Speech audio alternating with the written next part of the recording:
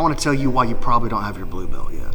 One of the main reasons you don't have your blue belt yet is because you don't know how to stop people from crushing you with their body weight when they do pass your guard. Everybody gets their guard passed, but what happens usually in the beginning is you try to keep start to put some weight on me right here. You try to push people off with your hands and with your forearms. So maybe somebody showed you the frame, but you try to push their weight off of you like this or like this, and they're just crushing you. When people are trying to put their weight on you and distribute, instead of pushing with your hand, push your whole elbow inside. So I'm using this entire frame, the humerus bone, the upper arm here. I try to keep about a 90-degree bend in this arm, right? So start to put weight on me here. When he tries to put weight towards that, if he's here towards the end of the lever, it's easy for him to crush that.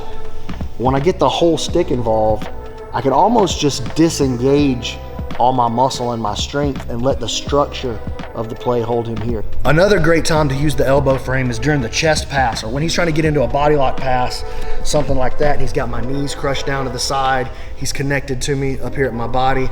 A lot of people try to go to that whizzer first thing, or they try to come over and get the lat. Way easier than that, and something that you should be doing preemptively is just creating a strong frame here. Look, the elbow frame goes in again.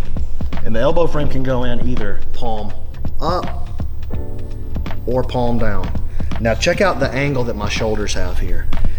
I want to have a nice straight line going from the floor all the way through my shoulders so that when he goes to press, it's super hard for him to put any kind of meaningful weight on me. And now my hip, you do that again.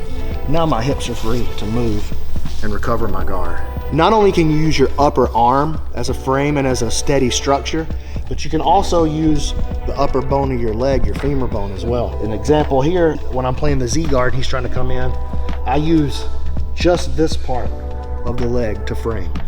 A mistake I see a lot of people make, I shouldn't maybe even say mistake, but they play it a different way, is they bring that knee all the way across, but it's so easy for him to crush my knees together right here, and I can't stop like if he puts his weight, like start to turn the corner and he starts to crush that, I really can't stop him from doing that at that point. So when you play with your Z guard or with your knee shield, just play with this bone here. And now start to put that same weight, turn that corner like that again. Go ahead, can you do it? You can't really. I just keep connected to that. One important thing to remember about a frame is that a frame never pushes. A frame is just a structure. If I start to, let's say, come on down again. Let's say I got both the elbow frame and the knee frame in here. If I try to push him with this, it's easy for him to feel that energy and shuck it and redirect it. Shuck it now, shuck it for real. Like get that frame out of there. If I can stay, now maybe the knee frame, get the one off your hip.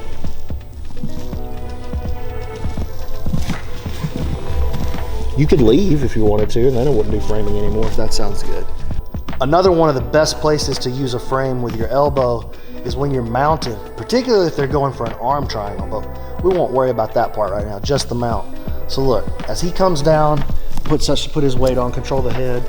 He's got his hands occupied up here controlling the head. There's space down here for me to do something with my arms. What most people will tell you to do is to either to get your hands in the hips and start to create some kind of bumping pressure, like a kipping escape, or they want you to push on the hips right here, or push on the knee. What I would prefer for you to do, and what I do instead, is I take this hand, I run it all the way across to the other hip, and I relax this arm. I call this a Napoleon frame. See the distance here between his hip and my elbow?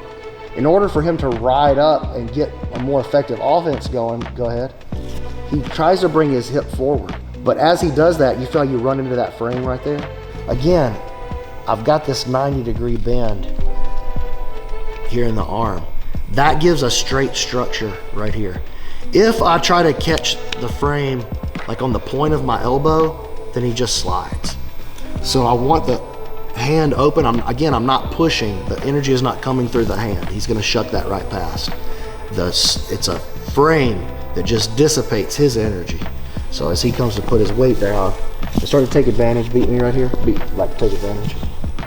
See if you can beat that, get around that, or if I'm opening up something else, take it.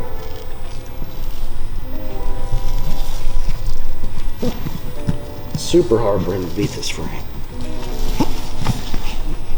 Super hard for him to beat that frame.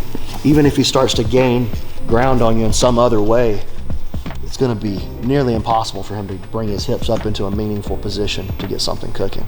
What can happen is that he starts to get underneath this elbow if you're not disciplined, and he starts to walk it. But even, yeah, go ahead and put the arm triangle all the way in. So in this, dude, this is not good.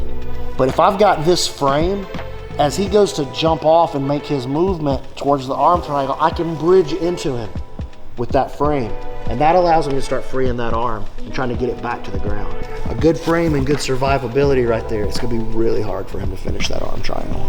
Another great example of a time to use a frame is in your rubber guard kind of plays, or if you're trying to get into an omoplata. He's trying to crush the distance on me here, trying to beat me on this inside space. Check this out. Bringing this little frame right here around the corner and sticking it in here as he tries to come and close the distance on me. And I got this frame, not only am I able to keep his weight off of me and manage the distance, but I've been able to secure a more dominant angle here.